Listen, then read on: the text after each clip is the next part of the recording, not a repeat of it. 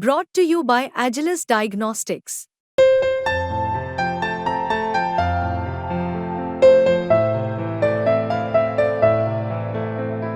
Agilus Diagnostics. नमस्कार, आपके साथ मैं हूं दीपिका शर्मा और आप देख रहे हैं क्राइम तक। वर्ल्ड क्राइम बुलेटिन में शुरुआत करेंगे अमेरिका के पूर्व राष्ट्रपति डोनाल्ड ट्रंप, जिनको पिछले हफ्ते चुनावी रैली के दौरान गोली लगी थी। हमलावर ने 8 बार उन पर हमला किया था, जिसके बाद गोली कान को छूकर निकल जाती है। काफ़ी तस्वीरें सामने आई थी। इसके अलावा जो 20 साल का हमलावर था, वहां पर उसे तभी तुरंत ही मार गिराया गया। उसने असॉल्ट राइफल से ये निशाना साधा था और 8 बार गोलियां चलाई थी।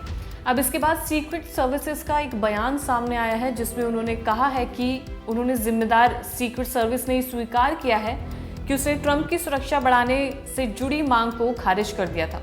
रिपोर्ट के मुताबिक सीक्रेट सर्विस ने कहा कि ट्रंप की टीम पिछले हफ्ते उन पर हुए हमले के 2 साल पहले से ज्यादा सुरक्षा की मांग कर रही थी। अब इसी के साथ इस हमले के बाद से रिपब्लिकन पार्टी सीक्रेट सर्विसेज पर यह आरोप लगा रहे हैं कि उसने ट्रंप की सुरक्षा बढ़ाने की मांग को ठुकरा दिया था। अब तक एजेंसी ऐसे दावों को खारिज करती आ रही, यानी कि डोनाल्ड ट्रंप की सुरक्षा में भारी चूक बताई जा रही है। लगातार कई तस्वीरें सामने आ रही हैं। उसके बाद वो कान पर बैंडेजेस लगाकर भी जनता के सामने आते हैं, जनता को संबोधित करते हैं और उसके बाद उनका जो जज्बा है वो काफ़ी ज़्यादा बढ़ता हुआ नजर आ रहा है। और अगली खबर बांग्लादेश से। बांग्लादेश में लगातार विरोध प्रदर्शन चल रहा है, जिसके चलते 115 लोगों ने अपनी जान गंवा दी है। दरअसल आरक्षण का ये पूरा मामला है, जिसके चलते लोगों में काफ़ी ज़्यादा गुस्सा है। वो सड़क पर उतर आए हैं और जितना भी प्रदर्शन चल रहा है उसके चलते काफ़ी ज़्यादा लोग इसमें घायल हो रहे हैं।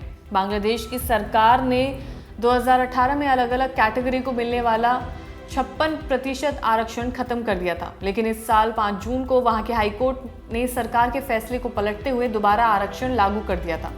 इसके बाद से ही बांग्लादेश में हिंसा का दौर शुरू हो गया है। रिपोर्ट के मुताबिक 115 लोग मारे जा चुके हैं। हालात बिगड़ने के बाद सरकार ने पूरे देश में कर्फ्यू लगाते हुए प्रदर्शनकारियों को देखते ही गोली मारने के आदेश दिए हैं। हालात संभालने के लिए पुलिस की जगह सेना तैनात कर दी गई है। स्थिति को देखते हुए प्रधानमंत्री शेख हसीना ने स्पेन और ब्राजील जाने का अपना दौरा रद्द कर दिया है। इसी के साथ उन्होंने लोगों से शांति बनाए रखने का भी संदेश दिया था, लेकिन लोगों में काफ़ी ज़्यादा आक्रोश है। आरक्षण का मुद्दा काफ़ी ज़्यादा चरम पर है। लोग सड़कों पर उतर आए हैं। प्रदर्शनकारी में से भी कई लोगों ने अपनी जान गंवाई है। और अगली खबर जर्मनी से सामने आई है, जहां पर जर्मनी में मौजूद पाकिस्तानी कॉन्सुलेट पर हमला किया गया है। बताया जा रहा है कि वो जो लोग हैं जिन्होंने हमला किया है वो अफगानी नागरिक हैं। सोशल मीडिया पर वीडियो भी सामने आई, जिसमें देखा जा सकता है कि वो पाकिस्तानी झंडे को हटाते हुए अफगानी झंडा वहां पर लगाने की कोशिश कर रहे हैं। इसी के साथ पाकिस्तानी सरकार ने इस हमले की कड़ी निंदा की है, जिसने इसे चरमपंथियों के गिरोह द्वारा की गई कार्रवाई बताया है। जर्मन अधिकारियों से ये अनुरोध किया है कि वो इसमें शामिल लोगों को जल्द से जल्द गिरफ्तार करें और उन पर मुकदमा चलाने के लिए तत्काल कार्रवाई करें। सामने आई घटना के वीडियो में देखा जा सकता है कि पाकिस्तानी कंसुलेट के पास भारी भीड़ जमा है। वो नारेबाजी कर रहे हैं। उनमें से एक शख्स कंसुलेट के बाहर लगे झंडे को उतार देता है। इतने में वहां एक शख्स आकर उसे भगाने की कोशिश करता है। इस बीच प्रदर्शनकारी पाकिस्तानी झंडे को जलाने की कोशिश भी करते हैं। वीडियो में देखा जा सकता है कि वहां मौजूद प्रदर्शनकारी अफगानिस्तान का पुराना झंडा लेकर प्रदर्शन करते हुए नजर आ रहे हैं और पाकिस्तानी सरकार ने इसकी कड़ी निंदा की है और जल्दी इस पर कार्रवाई करने की मांग भी की है और इन लोगों को गिरफ्तार करने के लिए भी कहा गया है।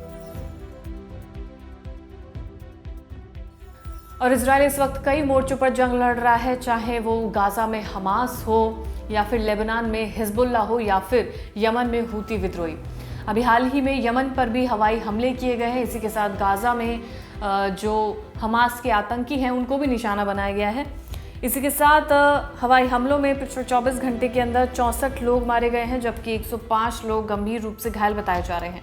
गाजा के स्वास्थ्य मंत्रालय का कहना है कि पिछले 24 घंटों के दौरान इजरायली सेना ने हमले तेज कर दिए हैं। हर तरफ अफरा तफरी है। कई पेड़ जिंदा मलबे के नीचे हैं तो लोगों के शव सड़कों पर हैं। लेकिन भीषण हवाई हमलों की वजह से नागरिक सुरक्षा दल उन तक नहीं पहुंच पा रहे हैं।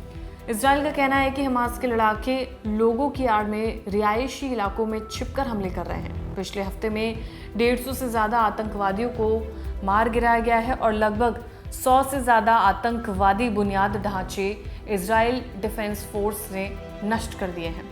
और फिलहाल इस वर्ल्ड क्राइम बुलेटिन में इतना ही। ताज़ा खबरों के लिए देखते रहिए क्राइम तक।